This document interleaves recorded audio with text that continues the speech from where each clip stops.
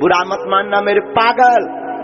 उगते हुए सूर्य का चित्र लगाने से या दौड़ते हुए घोड़ों का फोटो रखने से जिंदगी में कभी सफलता नहीं आती है। जिंदगी में सफल होना है तो सूर्य के पहले जगना पड़ेगा, घोड़ों से ज्यादा तेज दौड़ना पड़ेगा, तभी जिंदगी में सफलता कदम बढ़ेगी। नमस्कार बंधु बान्धवीসকল, স্বাগতম জনাইছোঁ মোৰ নতুন এটা ভিডিঅ'লৈ। মই নিৰঞ্জনে আশা কৰোঁ সকলোৰে খবৰ ভালে আছে আৰু প্ৰেক্টিছ ধুনীয়া চলি আছে সকলোৰে। আজি ভিডিঅ'টো বনাইছোঁ মানে ৰানিং কৰাৰ পাছত মেইন 10টা এক্সাৰচাইজ যিকেইটা কৰিলে আপোনাৰ যদি ৰানিং স্পীড কমি আছে প্লাছ লেগত পাৱাৰ কম আছে সেইকেইটা ইনক্ৰিজ হ'ব। এনেকুৱা নহয় এক্সাৰচাইজকেইটা ৰেগুলাৰ বেচিছত কৰিব লাগিব। এদিন কৰি যদি আপুনি গেপছ দিয়ে তেতিয়া নহ'ব। ৰেগুলাৰ বেচিছত যদি কৰে 100% গেৰাণ্টিটো কৈছোঁ ৰানিং ইম্প্ৰুভমেণ্ট হ'বই। প্ৰেক্টিকেলি পাইছোঁ মই, সেইকাৰণে কৈছোঁ।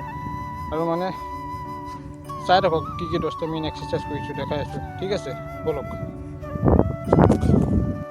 বন্ধু বান্ধৱীসকল। প্ৰথমটো এক্সাৰচাইজ হৈছে টু ৰানিং। এইটো আপোনালোকে জেগাটো কৰিব পাৰে, নহ'লে আপোনালোকে গৈ কৰিব পাৰে। ঠিক আছে, জেগাত কৰিলেতো আপোনালোকে 30 ছেকেণ্ডকৈ 3টা ৰেপিটেশ্যন মাৰিব আৰু গৈ কৰিলে 30 মিটাৰকৈ 3টা ৰেপিটেশ্যন মাৰিব।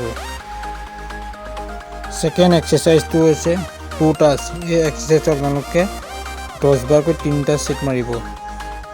আৰু বন্ধু বান্ধৱীসকল, মই গোটেইটো কমপ্লিটকৈ মাৰি দেখুওৱা নাই, কাৰণ কমপ্লিটকৈ মাৰি দেখালে ভিডিঅ'টো বহুত দীঘলীয়া হ'ব। সেইকাৰণে আপোনালোকে মই কোৱা মতে মাৰিব।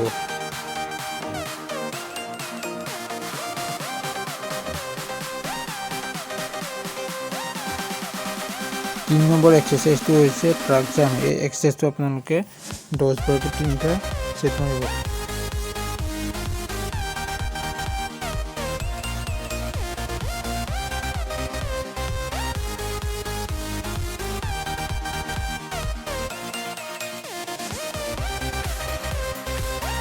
চাৰি নম্বৰ এক্সাৰচাইজটো হৈছে জাম্প স্পট। এইটো এক্সাৰচাইজ আপোনালোকে 15টাকৈ 2টা ছেট মাৰিব।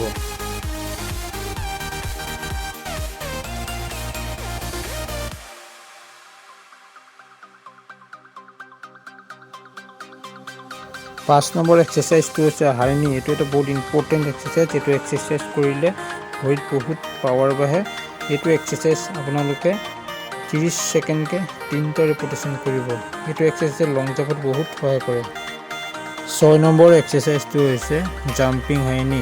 এই এক্সাৰচাইজটো আপোনালোকে 30 মিটাৰকৈ 3টা ছেট মাৰিব। ঠিক আছে। 7 নম্বৰ এক্সাৰচাইজটো হৈছে মিনি হাই নি। এইটো এক্সাৰচাইজে ভৰিত ভৰপূৰ পাৱাৰ দিয়ে। এইটো এক্সাৰচাইজ আপোনালোকে 30 ছেকেণ্ডকৈ 3টা ৰেপিটেশ্যন মাৰিব। 8 নম্বৰ এক্সাৰচাইজটো আপোনালোকে 30 মিটাৰকৈ 3টা ছেট মাৰিব। এই এক্সাৰচাইজটো কৰিলে আপোনালোকৰ ষ্টেপ ফুলফল বহুত সহায় কৰে। 9 নম্বৰ এক্সাৰচাইজটো হৈছে নি ষ্টেণ্ডিং। এই এক্সাৰচাইজটো আপোনালোকে ৰানিঙৰ লগতে লং জাম্পতো বহুত আপোনালোকক সহায় কৰিব।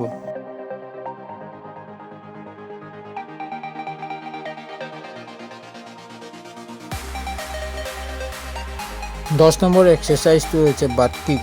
এই এক্সাৰচাইজটো আপোনালোকে 30 মিটাৰকৈ 3টা ছেট কৰিব।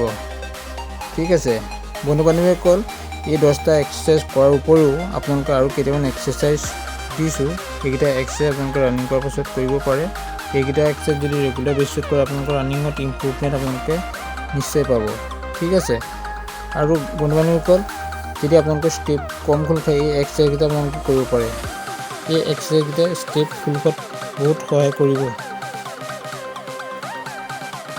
আৰু বন্ধু বান্ধৱীসকল, তোমালোকৰ প্ৰেক্টিছ কেনেকুৱা চলিছে, ৰানিং কিমান টাইম লাগিছে, জাম্প কিমান হৈছে, কমেণ্টত জনাই দিবাচোন। ঠিক আছে।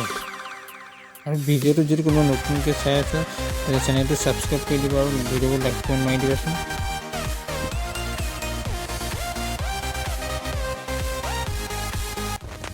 যদি ভিডিঅ'টো চাই ভাল লাগিলে ভিডিঅ'টো লাইক কমেণ্ট কৰি দিব আৰু চেনেলটোলৈ নতুনকৈ আহিলে চেনেলটো প্লিজ ছাবস্ক্ৰাইব কৰি দিব।